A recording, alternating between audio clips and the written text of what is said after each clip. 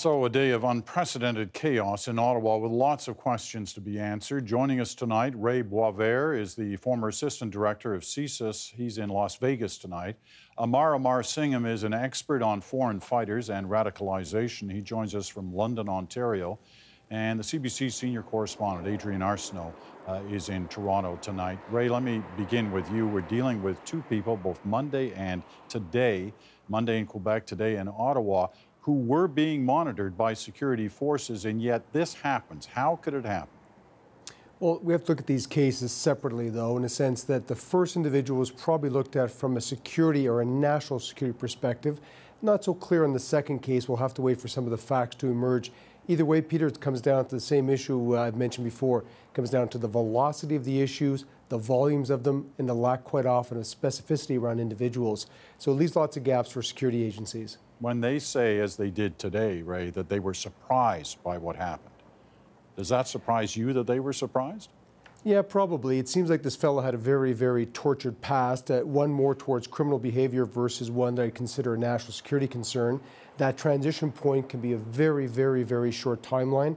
And of course, that's the problem of the lone actor, suddenly making a plan. And I get a sense from today, it looks pretty improvised overall, but the consequences are tragic. Adrienne, you've been looking at this whole issue of radicalization in depth over the last year or so. You've dealt a lot with security officials, and you know how they have been preparing for these kind of situations. What can you tell us about that? Well, I can tell you that they may have been surprised by the actual incidents, but not by the concept of them. Within the last month, we know that CSIS, the RCMP, the National Security Task Force, all engaged in, I suppose, they ran a scenario that's akin to a war games exercise, if you will, where they actually imagined, literally, an attack in Quebec, followed by an attack in another city, followed by a tip that, hey, some guys are coming back, some foreign fighters are coming back from Syria. So they were imagining a worst-case scenario. We're seeing elements of that happening right now, but they were trying to figure out, in the event of that worst-case scenario, how do we maintain the integrity of the investigation? Who's in charge? You know, who calls the shots? Who does what? Who calls whom? So that is what they were trying to do. So people may talk today in terms of being surprised, but we know this precise scenario has been keeping them up at night for a while. Amar, tell us something, if you can, about the kind of people who have been radicalized. What is their end game? What are they trying to accomplish here? I think if if some of the facts of the case are confirmed, like such as they, them trying to leave the country to join ISIS or join to fight in Iraq and Syria, and that they had their passports seized, we can probably infer a few other kinds of characteristics of what they believe and what they stand for. One is that they do believe in a kind of jihadist narrative of establishing the Islamic State, raising the banner of Islam around the world, and those kinds of things, which include the proper implementation of Sharia law as they see it, or the the full moral weight of Islam as they see it in a particular state. I should add that it's not mainstream Muslims who believe this. It is a kind of sectarian ideology within Islamic belief. The second thing we can infer is that there is a kind of revenge narrative associated with this, and this is very much tied to foreign policy and so on. I tracked a few of the Twitter responses shortly after the shootings in Ottawa, and it was all very much associated with Canadian foreign policy. What do you expect if Canada gets involved in the Middle East? What kinds of things are you expecting? And that kind of rhetoric. So I think if some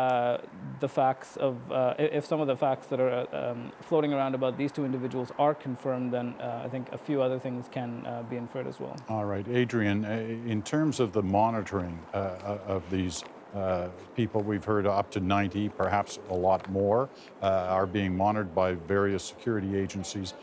What's actually being accomplished in that monitoring, or is there something missing in terms of how this is unfolding?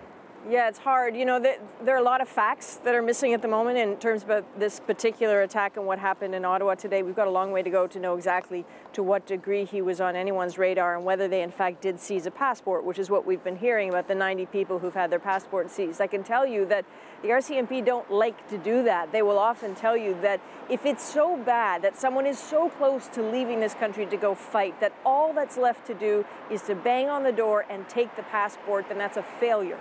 It's a failure of policing, it's a failure of the community, of the family, to somehow, with moral suasion, get that person out of the radicalization tree, if you will. So when you take the passport away, you just trap that person, and they don't like it because they know that they haven't succeeded in getting rid of the extremist ideology, and suddenly you have someone who is angry that they've been stopped, humiliated that they've been stopped, still determined to do something.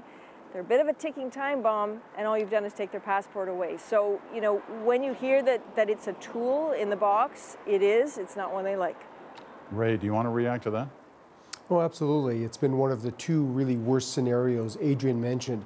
First one being, of course, this idea that the lone shooter, very difficult to detect because quite often they plan in secrecy, obviously by themselves. It's similar to the Anders Breivik incident in Norway several years ago. Complex event involving lots of moving parts, but did it all himself. So that's been the worst thing, especially for those who are responsible for guarding very public places, and especially the most significant iconic places such as Parliament. Large, complex security piece. How do you keep it open but keep it secure? The second part, of course, is exactly that. We developed a doctrine when I worked at CSIS some years ago. These were our issues involving our people. They are Canadians. They must remain here as opposed to exporting terror elsewhere. But once you're successful in doing that, then you have a different set of issues. And then how do you monitor all those individuals as the numbers of targets and numbers of would-be, and especially when it comes to converts to religion, because sometimes they're even more obsessed with showing themselves to be true believers.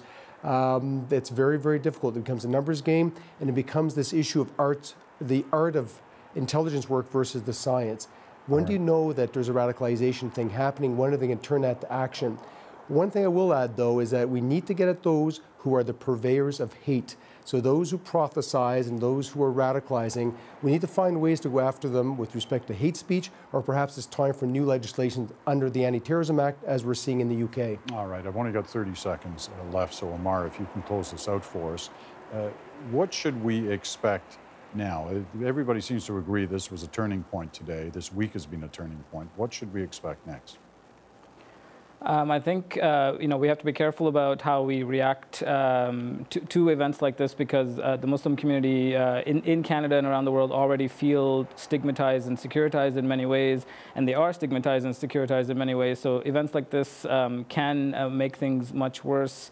And actually can kind of till the soil on which radicalization actually occurs. So then we do have to be careful about how we react as a society to events like these, and see them in their proper context, and see the jihadist narrative or other kinds of radicalization in their proper context, and not kind of generalized to the community as a whole. Okay. I appreciate, listen, all your thoughts on this. It's a difficult subject, especially on a day like this. AMARASINGAM, Adrienne Arsenault, Ray Boisvert, appreciate your time.